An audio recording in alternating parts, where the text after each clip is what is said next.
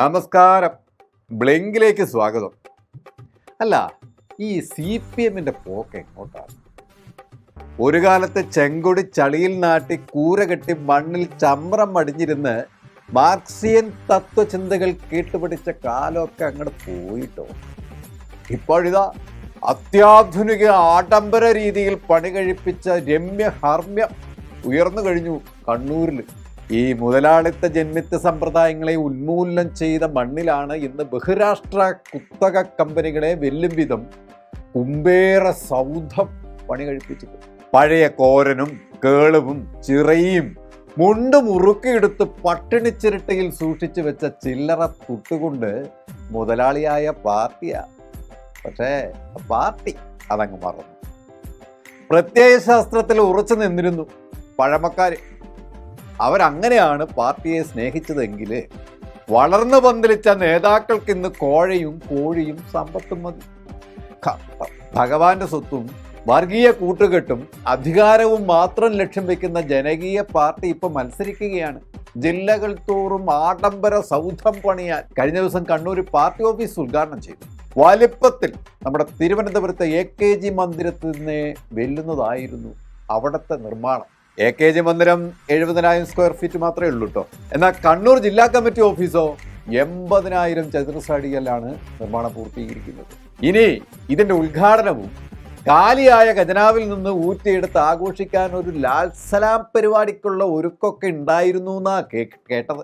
എങ്കിലും സാഹചര്യ സമ്മർദ്ദം മൂലം തൽക്കാലം അതങ്ങ് ഒഴിവാക്കിയെന്നാ ഇപ്പൊ അറിയുന്നത്. ഈ പാർട്ടി പരിപാടികൾക്ക് സർക്കാർ ചിലവ്, അതാണല്ലോ ഇപ്പോഴത്തെ CPM LDF സർക്കാരിൻ്റെ ഒക്കെ ഒരു ട്രെൻഡ്.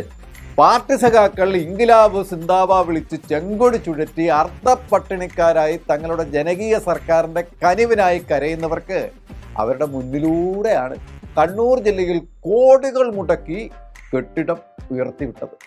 നിലവിലെ ഏറ്റവും വലിയ സൗകര്യങ്ങൾ തന്നെയാണ് ഇവിടെ ഉള്ളത്. AKG മന്ദിരത്തെക്കാൾ വലിയ വിസ്താരത്തിൽ അതിനേക്കാൾ വലിയ അത്യാധുനിക രീതിയിലാണ് പണി കഴിപ്പിച്ചിട്ടുള്ളത്. ഈ രാഷ്ട്രീയ സംഘടനകളിൽ ഇന്ന് മുൻപന്തിയിലുള്ള കണ്ണൂർ CPM ബോംബടക്കമുള്ള സ്ഫോടക വസ്തുക്കളും ആയുധങ്ങളും സൂക്ഷിക്കാനും ഏറെ രാഷ്ട്രീയ ക്രിമിനലുകളുള്ള കണ്ണൂരിൽ ഒരു ഒളിത്താവളം എന്ന രീതിയിലും ആണോ ഈ താവളം പണി കഴിപ്പിച്ചിട്ടുള്ളത് എന്നൊരു സംശയം ഉയർന്നു വരുന്നത് സ്വാഭാവികം മാത്രം കേട്ടോ. ഞാൻ പറയുന്നതല്ല, നാട്ടുകാർ പറയുന്നതാണ്. പണ്ട് ഒളിത്താവളങ്ങൾ കാടും മലയും പുഴക്കരയും ഒക്കെ ആയിരുന്നെങ്കിൽ ഇന്ന് കാലം മാറി എന്നാണ് പാർട്ടി പറയുന്നത്. ഒളിച്ചു താമസിക്കുന്നവർക്ക് എല്ലാ ആധുനിക സൗകര്യങ്ങളും വേണത്രേ. അവർ പാർട്ടിപ്പുള്ളറാണ് എന്നാണ് കോവിന്ദൻ മാഷുടെ ഭാഷ്യം. അതാണല്ലോ പാർട്ടി ക്രിമിനലുകളായ കുറ്റവാളികൾക്ക് ജയിലുകളിൽ പോലും സുഖസൗകര്യങ്ങൾ ഒരുക്കിയത്. കള്ളും കഞ്ചാവും ചരസും ഒക്കെ കിട്ടാൻ ഇനി മറ്റെവിടെയും അലയണ്ടട്ടോ. റെയ്ഡില്ലാതെ അത് ലഭ്യമാകും പാർട്ടി ഗോഡൌണുകളിൽ. കേരളത്തിന്റെ ധനമന്ത്രി KN ബാലഗോപാലിന്റെ കരച്ചിലിപ്പോ കേരളത്തിൽ അലയടിക്കുകയാണ്. സംഭവം എന്താ? 5 പൈസ ഇല്ല അത്ര. കേന്ദ്രം കനിയുന്നില്ല എന്ന് മന്ത്രി കരഞ്ഞ് നിലവിളിച്ചോണ്ടിരിക്കുക. നിങ്ങളിങ്ങനെ 2 വള്ളത്തെ കാല് ചവിട്ടരുത് മന്ത്രി. ഒരിക്കൽ പറയും കേരളത്തിന് കമ്മിയില്ല, കേന്ദ്രത്തിന്റെ കനിവ് കേരളത്തിന് ആവശ്യമില്ല. എന്നാ അതേ വായ കൊണ്ട് പഞ്ഞാണ് എന്ന് നിലവിളിക്കുകയും ചെയ്യുന്നുണ്ട്. എന്തോന്നാ മന്ത്രി, നിങ്ങളുടെ ഈ ആഡംബര സമ്മേളനത്തിലെ ദൂർത്തിന് കുറവൊന്നുമില്ലല്ലോ. ആഗോള അയ്യപ്പ സംഗമം, സർക്കാരിന്റെ വാർഷികം, ലാൽ സലാം തുടങ്ങി ദൂർത്തും അഴിമതിയും. എന്നാലോ ജനക്ഷേമത്തിന് മാത്രം കാശില്ല. ഇപ്പോ ഇതാ പ്രകടന പത്രികയിൽ LDF പ്രഖ്യാപിത നയമായിരുന്നില്ലേ 2500 ക്ഷേമ പെൻഷൻ എന്നുള്ളത്. എന്നിട്ടോ ഇപ്പോഴത്തെ വെറും 200 രൂപ വർദ്ധിപ്പിക്കാനുള്ള നീക്കം നടക്കുക. നിലവില് 1600 പെൻഷൻ നൽകുന്നത്. അതും ഇപ്പൊ കുടിശ്ശികയായിരിക്കുകയാണ്. അല്ല മന്ത്രി, നിങ്ങളുടെ കാലം കഴിയേണ്ടി വരുമോ ഈ വാഗ്ദാനങ്ങളൊക്കെ നിറവേറ്റാൻ? മന്ത്രിയുടെ കരച്ചിലും പിഴിച്ചിലും നടക്കട്ടെ. പാർട്ടിക്ക് അത് കേൾക്കാൻ ഇപ്പൊ നേരമില്ല കേട്ടോ. ഏത് പട്ടിണിയിലും പാർട്ടി പണം ഉണ്ടാക്കും. ഞങ്ങൾ പൊളിക്കും, അടിച്ചു പൊളിക്കും.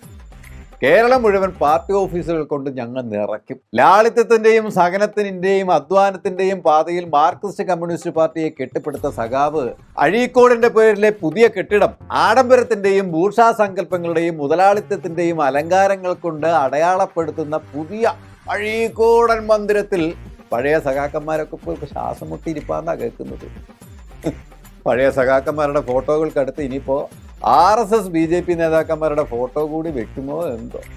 അല്ല, ഈ പോക്ക് പോയ പിണറായി ഒരു ഡൽഹി യാത്ര കൂടി കഴിഞ്ഞാൽ അതുണ്ടാകുന്ന ആളുകൾ പറയുന്നത്. മൂന്നാം ഊഴ ഉറപ്പിക്കാൻ ഏത് രീതിയിലുള്ള നീക്കുപോക്കിനും തയ്യാറായി CPM മാറിക്കഴിഞ്ഞു. ഇപ്പോൾ തൃശ്ശൂരിൽ അന്ന് BJPക്ക് പൂരം വഴി നട തുറന്നു കൊടുത്ത ഒരു സീറ്റ് BJPക്ക് ഒപ്പിച്ചു കൊടുത്തതിന് പ്രത്യുപകാരം എന്ത് കിട്ടി എന്ന് കേരള ജനതയ്ക്ക് നല്ലോണം അറിയാം. ഈടിയും പേടിയും കൊണ്ട് പിണറായിയെ വരച്ച വരയിൽ നിർത്താൻ മോദിക്ക് കഴിഞ്ഞു എന്ന് വേണം കരുതാൻ. അതാണല്ലോ പിണറായിയുടെ ഓരോ ഡൽഹി യാത്രയും തെളിയുന്നത്. ഇപ്പോഴിതാ PM ശ്രീ കേരളത്തിൽ നടപ്പിലാക്കാൻ തീരുമാനമായി കഴിഞ്ഞു. ഇരട്ടച്ചങ്കും വാരിക്കുന്തും പ്രത്യേക ആക്ഷനും ഒക്കെ കാലഹരണപ്പെട്ടു എന്നർത്ഥം. പിണറായിക്കും അറിയാം പ്രത്യയശാസ്ത്രങ്ങളും മാർക്സിസ്റ്റ് കമ്മ്യൂണിസ്റ്റ് മാനിഫെസ്റ്റോയും കാറൽ മാർക്സിന്റെ മൂലധനവും ഒക്കെ ഇനി ഒരു കാര്യമില്ലാന്ന്. വിചാരധാര ഒരുപക്ഷെ പുതിയൊരു വഴി വെട്ടി തുറന്നാലോ. അതാവുമ്പോൾ പശുവിന്റെ കടിയും മാറും, കാക്കാന്റെ വിശപ്പും മാറും. ബ്ലിങ്ക് തുടരും. കൂടുതൽ വാർത്തകൾക്കും വിശേഷങ്ങൾക്കും ഞങ്ങളുടെ channel like, share and subscribe ചെയ്യുക. കൂടാതെ സബ്സ്ക്രൈബ് ബട്ടണിലെ ബെല്ലൈക്കൺ എനേബിൾ ചെയ്യാനും മറക്കരുത്.